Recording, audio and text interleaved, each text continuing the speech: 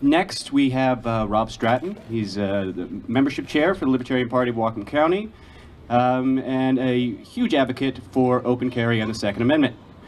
So please give him a warm welcome, Rob Stratton.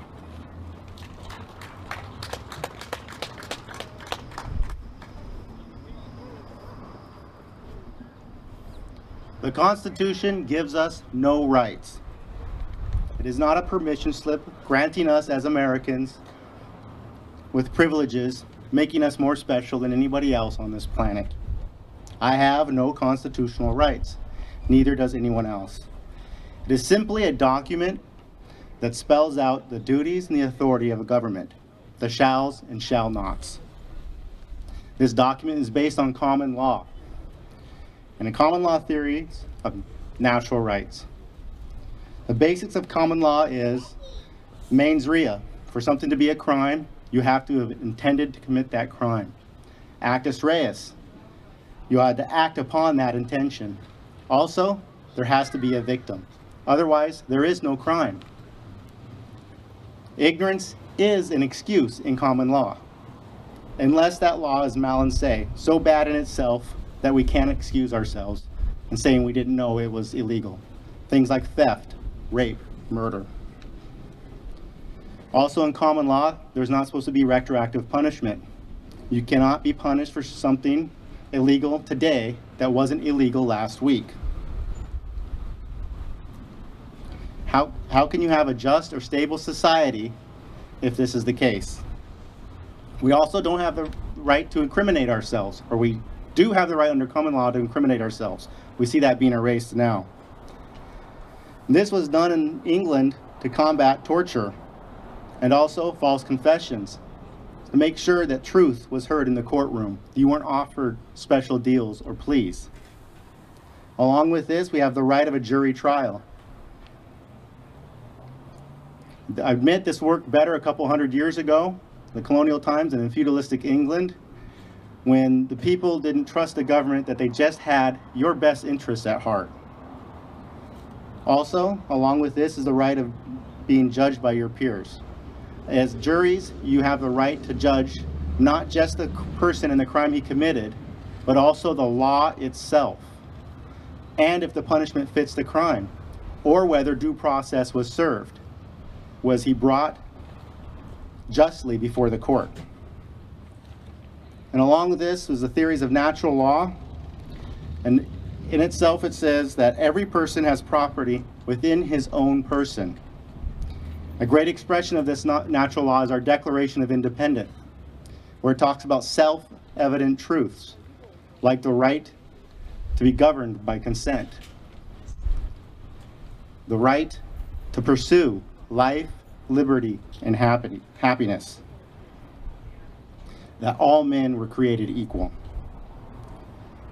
The theory of natural law is supposed to have a negative effect on society and on people. What do I mean by negative effect? When you go to a doctor and you take a test for terminal illness, do you want the lab results to come back as negative or positive? Well, this is what natural law theories of justice is supposed to do to society. But why does any of this matter? I know much of my life I was politically apathetic. I didn't know why. I just knew politics sucked. I know I'm not alone in this. When we look at elections, many elections, only 30% of the people show up to vote. I call those ones who don't vote the vote of no confidence. They know it just sucks. They realize there's not much they can do to change it. But Rothbard said true change only comes through education. And this was true in the days of the colonies. They studied Blackstone's commentaries on English law. It was the most popular book in the colonies, from the rich aristocrats to the lowly farmers. They knew their rights. They also studied John Locke and his theories of natural law. They based the structure of their societies from the state level to the federal level on these theories. And for me, when I learned the principles of these theories, it helped me understand. It helped me realize why politics sucked, because I could see what was wrong and I could articulate it. And I think this is what Rothbard meant. Because when society is educated and they know what's wrong and why it's wrong, and they can express it. Only then can they speak out against it and fight it. But it's not easy. The machinations of the state, their propaganda machines, the statists who love the state above individual liberty, will do everything they can to stop you.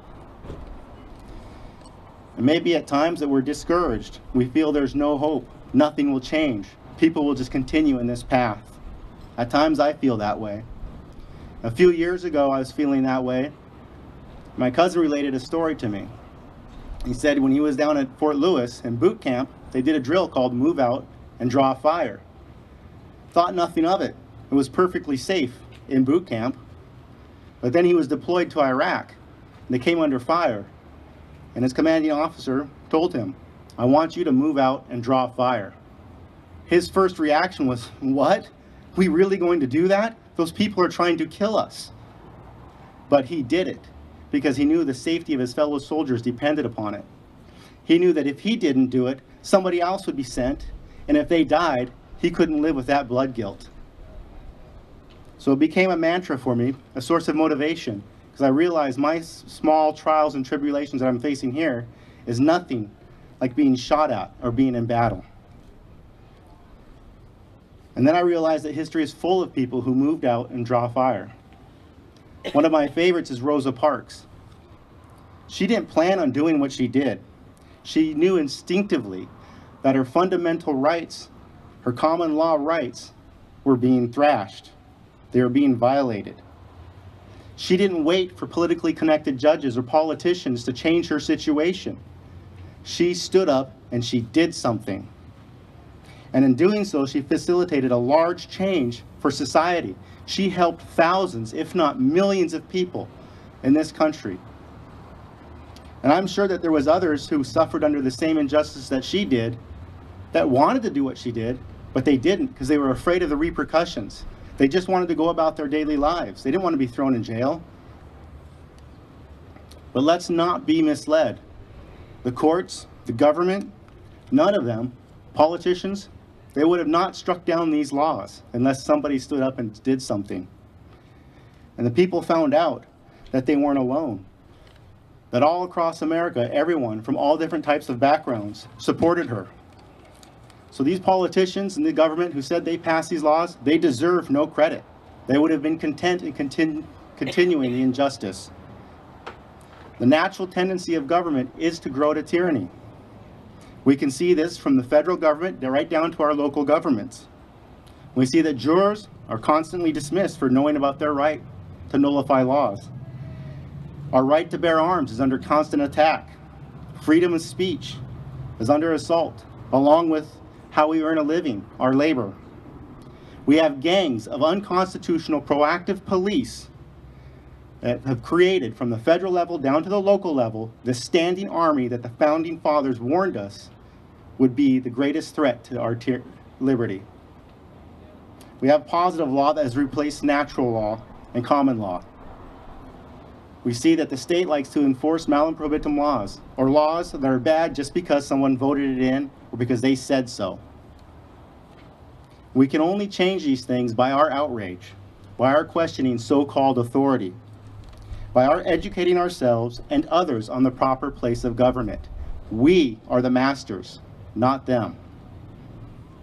Article 1, Section 1 of our state constitution is based on common and natural law, and it states, "All political power is inherent in the people, and governments derive their just powers from the consent of the governed and are established to protect and maintain individual rights."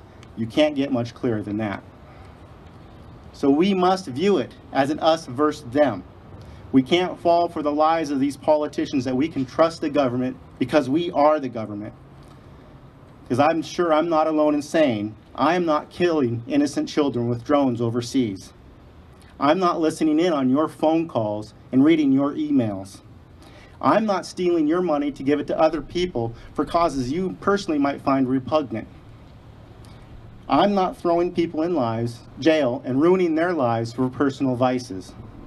I'm not kicking in your door, killing you, your loved ones, or your pets with unconstitutional no-knock warrants.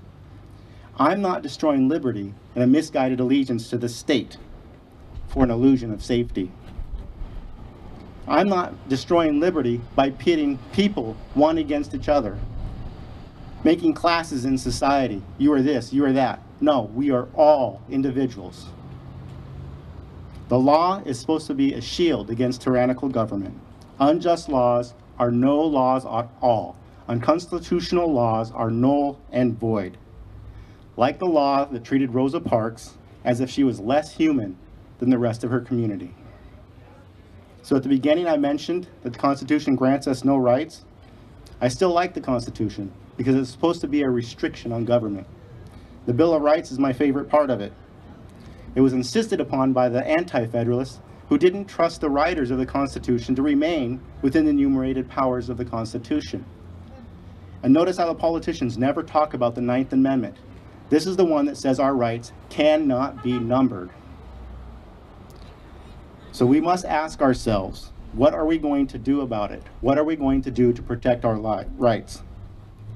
Well, I say we do something, do anything.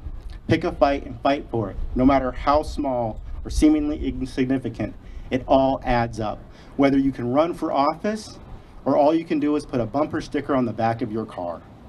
Demand respect from your politicians. They are not your leaders. You are not sheep. You are not property to be led about to your slaughter. Be prepared to move out and draw fire, like the radical founding fathers, like Rosa Parks, who insisted that their common law and natural rights be respected. You know, sadly, my cousin ended his life not too long ago. And at his funeral, I related the encouragement I had received from him to my other cousin, his brother, who served with him in Iraq. And he said, you know what the best part of moving out and draw fire was? It was the faith that all those behind you that you were standing up for was going to wreak utter havoc upon anybody who dared try to harm you. Can we do that for each other? If we have this attitude for each other, we will win. We must fight for all rights, even those that we don't find personally appealing. Use our voices, use our words, use our protests, our votes to wreak havoc upon these horrible laws and these politicians who are infringing upon our liberties and our natural common law rights. We must be willing not only to move out and draw fire, but take a stand with those willing to do so. Thank you.